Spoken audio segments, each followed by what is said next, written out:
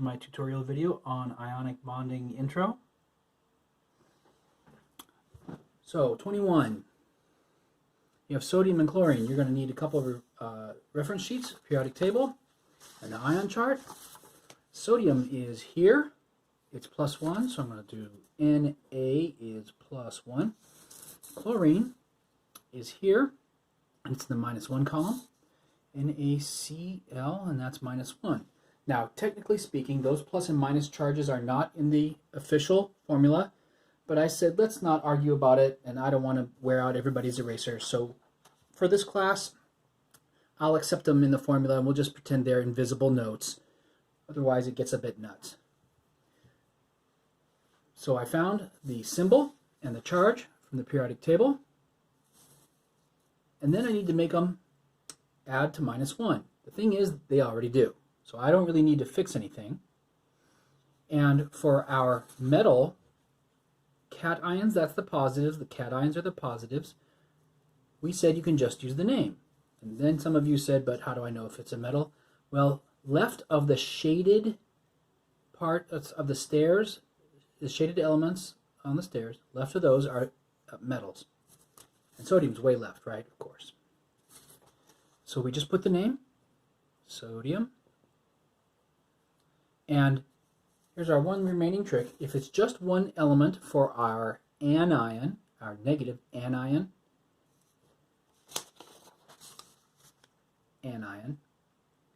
then we just use the ending "ide." So this is chloride because it has just chlorines. Chloride. Magnesium. Magnesium's here, it's +2. With iodine, iodine's here, and it's -1. So magnesium is +2. Note to self, iodine is -1. The charges have to add to 0, and they don't yet, so I'm going to have to fix it. Now, the classic big mistake is some people just do this. Oh, it's -2 then. No, it's -1. It really is. And not because we said so, and not because we have a special system, but because that's the way it is in nature, and that's not going to change. So you don't get to change the charge, but you can have more than one of them. And now I have +2 and -1 because I have 2 of iodines that are -1. So I have +2 and -1. That is 0. And we said we take the metal name, because magnesium's way left, huh? Magnesium. And even though there are 2 iodines, it's just iodines. It's not any extra oxygens or sulfurs attached to them or anything. And then that would be iodide. That looks chunky. I'm going to fix that.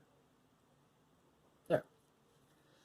Sodium and oxygen. Remember, sodium was +1 here. And oxygen is -2 here. O is -2. This time, it's the left one that needs more than 1, huh? So that it adds up to 0. Now I have +1, +1, and -2. And that then is sodium, because we said the metals just get their name. And we said if it's just that one element, even if there are 5 of them, we get ide, oxide. I'm going to skip to 27. Copper is down here, and you notice it's not in one of our special columns where we know the charge. So I'm telling you, hey, it's +1. And carbonate. Now, when you see 8, you know it's a group. You're going to go grab your ion chart. It's on the right side in the name, so you know it's an anion. You know it's in the negative section because we always go positive, negative, positive, negative. So look in your anion list, and it's alphabetical, and you know the name is carbonate, so go look for C. Carbonate is CO3 -2. So copper is +1. And carbonate is CO3 -2. And the charges have to add to 0, so that means I need 2 coppers. Now here's the thing. When you're talking about a metal that's down here, under the trough, as many people say, this is also called the transition metals from here, you don't really know what the charge is going to be, and so you go and look it up. And I'm going to go look for copper. And is there more than one kind of copper? charge-wise? Yes, there is. There's a +1 type and a +2 type. So what I'm going to do is I'm going to make sure that the person reading the name knows, and I'm going to do it this way. Copper. Remember how it was unknown exactly what charge it would be? So I'm going to say, hey, it's the +1 type, Roman numeral 1.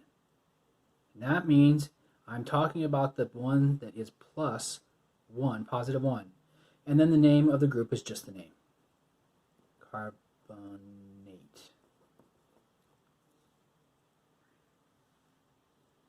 Zinc and chromate. Well, zinc is down here somewhere. There it is, and it's in that unknown stretch. So let's go look up zinc on our ion chart. Zinc is down here. It turns out it's basically always +2. Okay, zinc is +2, and what did we have? Chromate. Well, that must be the negative part. And we're going to go to the anion list. Look up chromate, CrO4 -2. So it's Zn, that's a +2, and CrO4, that's a -2, and that already adds up to 0 charge, doesn't it? And then we just put the name, and this is going to be really easy because the metals get their name, and groups just get their name. Well, then some of you said, but zinc was down here, and last time you used a Roman numeral. That's true. So I will address that. But copper has more than one version, so if I don't tell the people who are reading the name, then they'll be confused. So I put a Roman numeral for the charge. I would put copper 2. I would put gold Roman numeral 3. See that?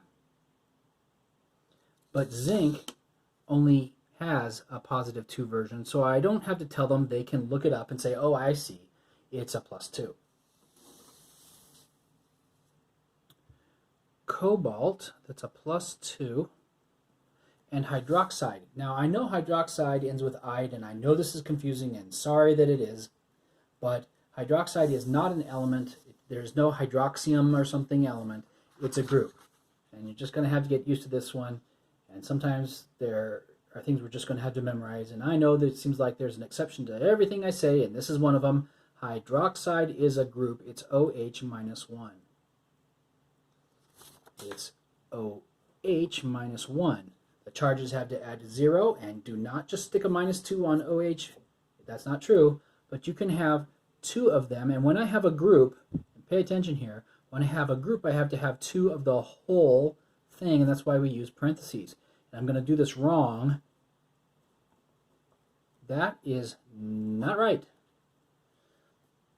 because this looks like the 2 belongs only to the H. And then if we do this, here's my plus side and minus side, plus side and minus side. It looks like what you've got is a cobalt atom with water, H2O, water kind of written backward. So we use the parentheses to say that the whole thing together, I'll have 2 of them. I'll have 2 of the whole group called hydroxide. Silver. Silver is over here. And it's down in that unknown area, so I'll go look at my ion chart. Silver's under S. There it is. It's always +1. So Ag +1. And I know, why isn't it Si? Well, that's silicon.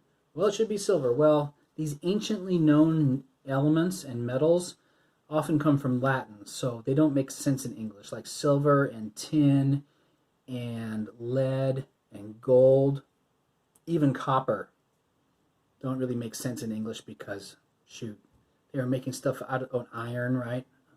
They were making stuff out of those elements back like with Moses in Egypt kind of stuff. So silver is +1, and phosphate, notice 8 must be a group, and it must be negative because it was mentioned second on the right side, and here is phosphate, PO4 -3.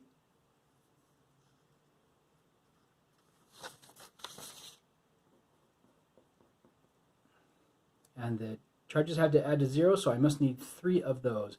I don't need parentheses because Ag is not a group.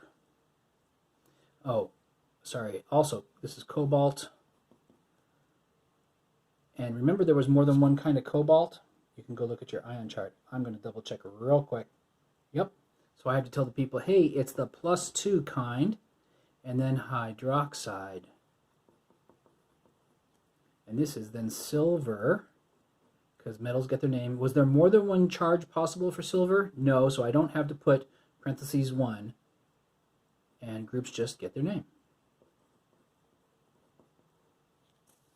Let's try something from the other side.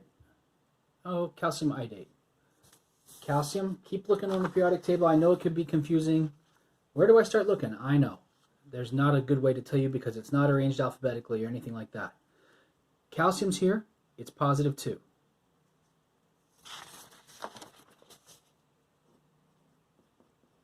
Iodate means it's a group. The 8 part, the ATE part, means it's a group.